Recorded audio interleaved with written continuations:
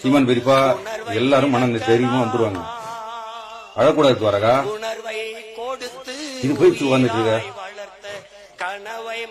வருத்தப்படக்கூடாது, நம்ம ஜெயிப்போம். எனக்கு அடுத்து நீ இருக்கிறப்பா. நான் எவ்வளவு தைரியமா இருக்கேன். நான் அப்பா செத்து போனாலும் என் மகன் துவாரகா இருக்குது போராடுன்னு நான் எவ்வளவு தெம்பா இருக்கிறேன். எனக்கு அடுத்தது நீ இருக்கிற. இன்னும் 10 வருஷம் ஆகட்டும், 20 வருஷம் ஆகட்டும், நீ வா எம்எல்ஏவுக்கு, எம்பிக்கு வா. உனக்கு என்ன 17 வயசு 17 18 வயசு பொண்ணு தானே நீ இன்னும் போய் வா. 30 40 வயசுக்கு வா துவாரகா. பேசுனா பெரியப்பா எவ்வளவு வழியில இருப்பாரு சீமான் பெரியப்பா. யாருக்குதான் கஷ்டம் இல்ல, மக்களுக்கு அறிவு. மக்கள் இன்னும் மக்களுக்கு நம்ம சரியா போலதுன்னு சரியா சரியாயிரும் நினைச்சு அழுதுட்டு இருக்கிறோம். எனக்கு வேற உன்னை டாக்டர் ஆகுன்னு ஆசைப்பட்டு இருக்கிறேன். நீ பாட்டுக்கு நினைச்சிட்டு அழுதுட்டு இருக்கிற. சீமான் பெரியப்பா இந்த முறை இல்ல அடுத்த முறை ஜெயிச்சிருவார். வருத்தப்படாது சாமி. இங்க பாரு, எனக்கு தெரியும் பாரு, தைரியமா இரு. சாமி சாமி சரி அப்பா சாமி சாமி நீ இருக்க சாமி, நீ இருக்க. பெரியப்பா இருக்கா, பெரியப்பா நீ ஜெயிக்க வைக்கணும் சரியா.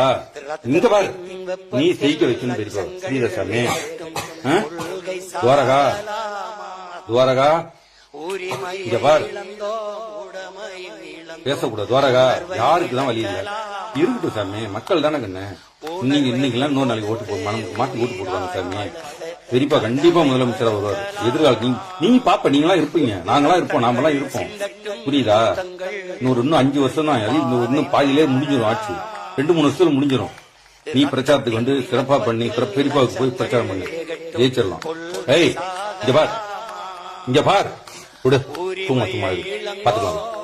அழாத சார், நாம் ஜெயிச்சிடலாம் சார். அடுத்த முறை பாத்துக்கலாம் சார். செல்லக்குட்டி இல்ல அழக்கூடாது. பெரியப்பாக்கு தெரிஞ்சா வருத்தப்படுவார். அழக்கூடாது.